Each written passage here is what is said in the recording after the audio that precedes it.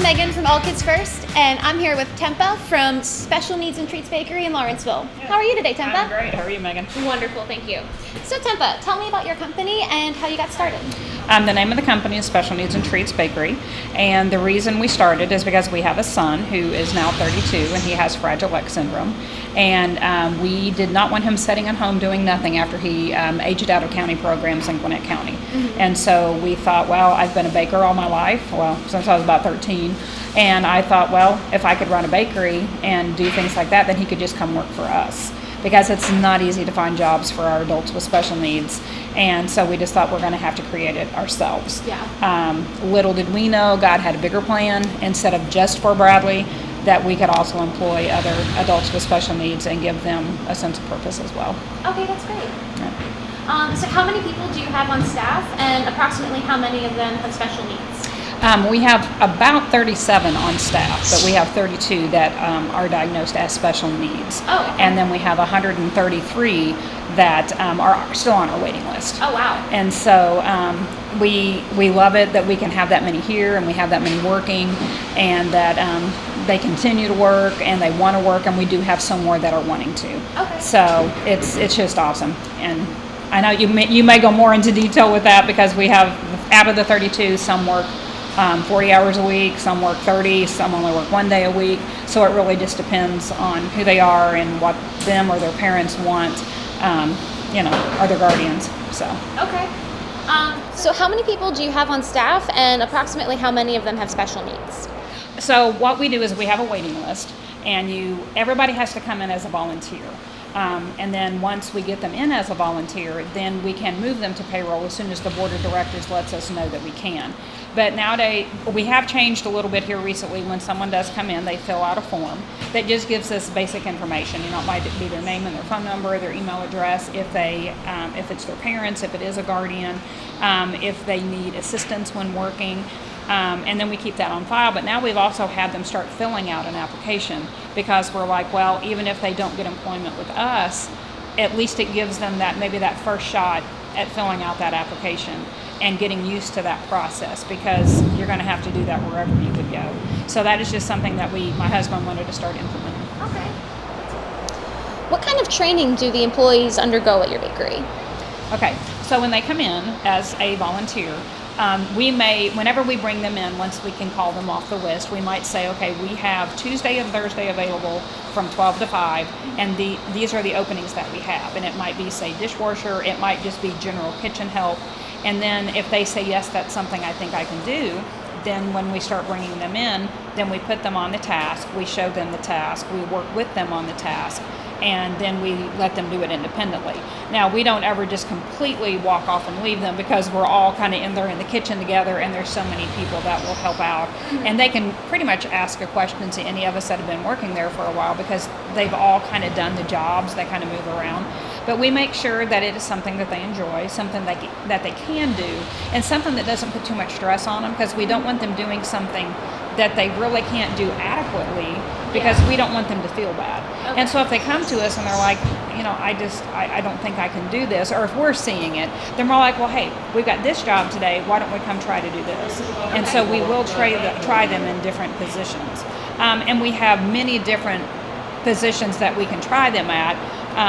We have people that work up front and they take care of the customers. We have people that wash dishes. We have people that clean, people that do inventory, people that sticker. So there's a lot of different jobs that people can do.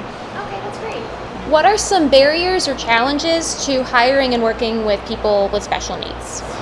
One of the biggest is usually a communication. Okay.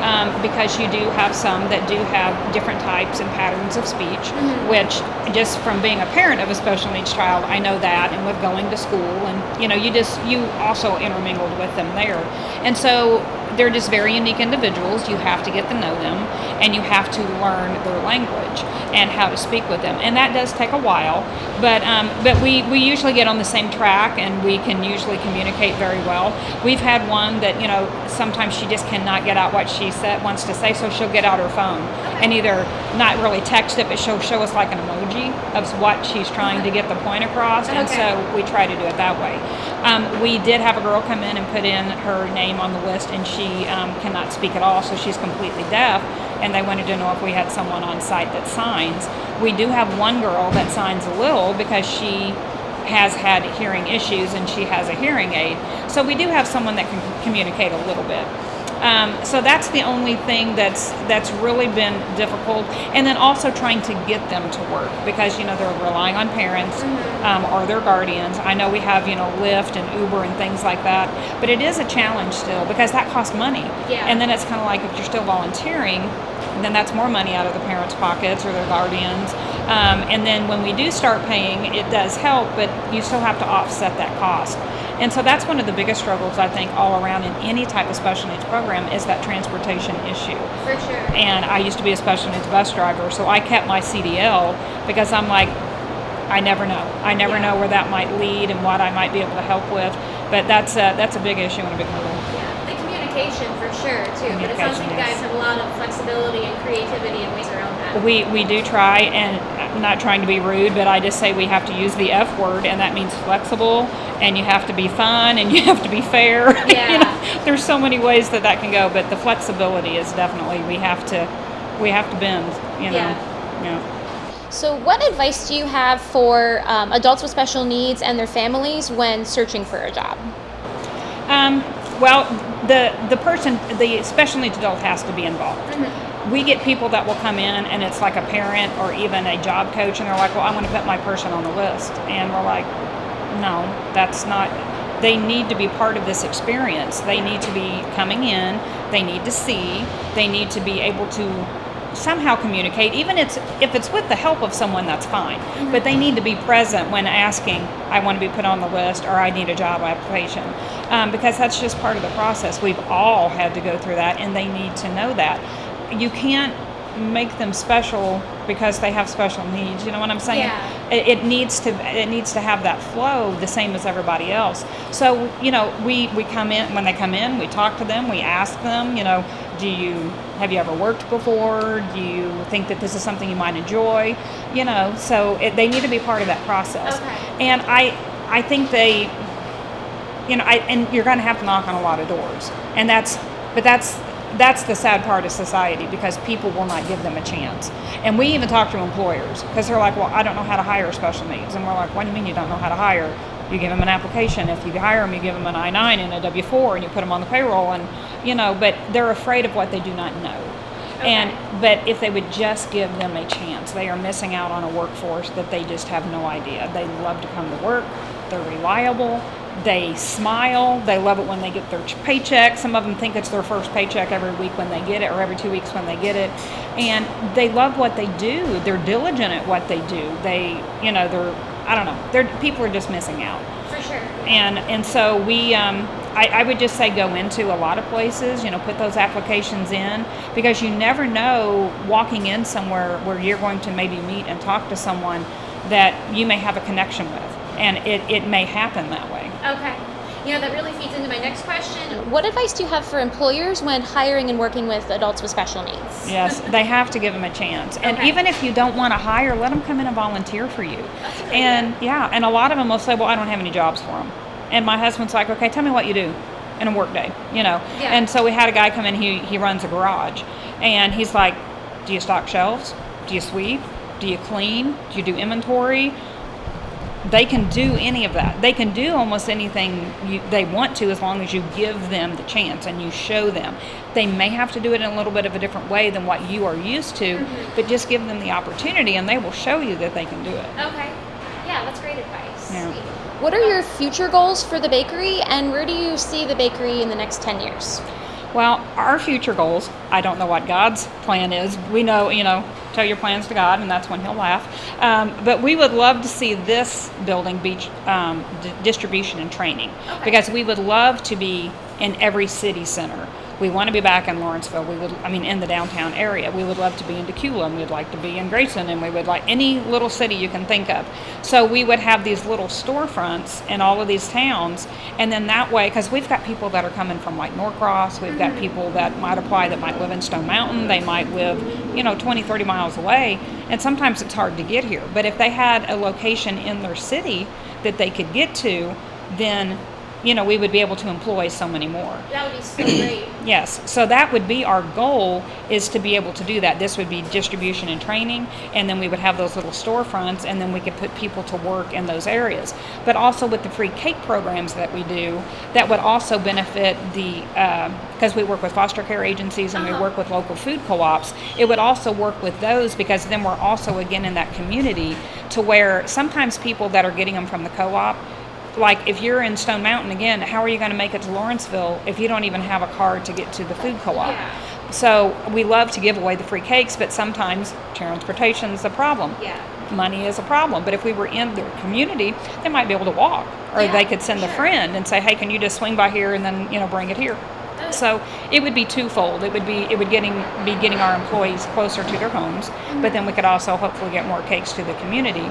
So, in 10 years, we would love to see this all over Georgia. We would love to see it all over the country, because there are thousands upon thousands of special needs adults just sitting at home doing nothing. Exactly. And we would love to see them doing something.